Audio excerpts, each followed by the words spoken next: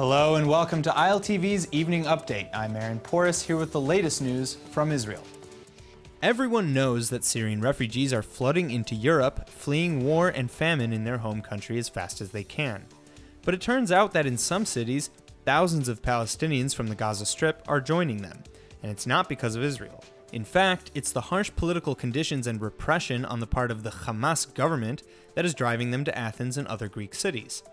One Palestinian cartoonist, for example, fled Gaza after being imprisoned by Hamas for his offensive cartoons. During his time in a Gaza prison, he says his hands and feet were bound together, and he was beaten so badly he spent a month in a hospital. Gaza expatriates are paying $5,000, a huge sum for them, for smugglers to get them from Greece to Sweden.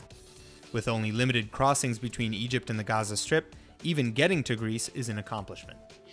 According to his lawyer and speaking with Reuters, an ex-Auschwitz guard who was appealing his sentence in a German court has just died. Reinhold Hanning had been sentenced to 5 years in prison for his actions during the Holocaust. Despite being both a Hitler Youth volunteer and a member of the Waffen-SS, Hanning has denied participating in any mass killings. But as a guard at the infamous Auschwitz-Birkenau death camp, prosecutors argue he was complicit. Hanning was 95 at the time of his death and had remained free despite the June 2016 conviction. His lawyer is not willing to disclose the cause of death, saying only that the Nazi was elderly. Millions of people in hundreds of communities throughout the world are now gearing up to celebrate Jerusalem's Unity Day. Unity Day encourages people to confront differences within their communities while honoring the unity that already exists.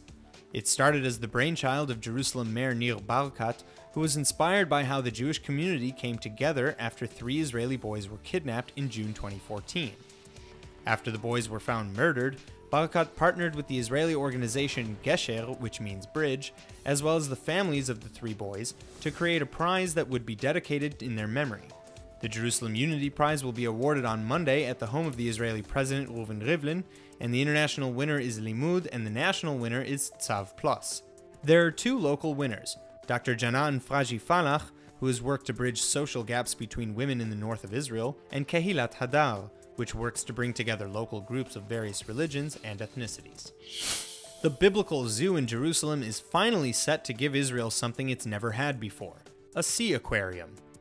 The giant tank's been under construction for 4 years, costing the city about 100 million shekels and using tens of thousands of tons of salt to recreate the salinity of various seas around the world. Jerusalem Mayor Nir Barkat dove into the aquarium tank on Friday to release the first fish into its waters.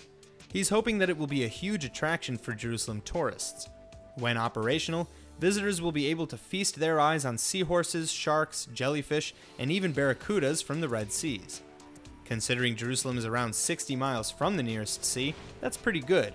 And who knows, maybe the Israeli capital will even get a water park too. Many people in the West are familiar with the morning after pill, especially in big cities with that anything-goes party lifestyle. Tel Aviv is no different. But it sounds like there might soon be a plan B for chickens. Israeli startup Exit is developing a technology that can find out the gender of a chicken embryo before it even incubates.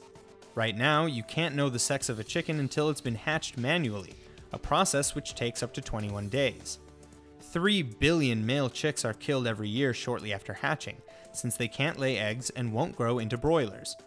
Exit's technology might save the poultry industry hundreds of millions of dollars a year and provide billions of eggs for the food market, bringing egg prices down.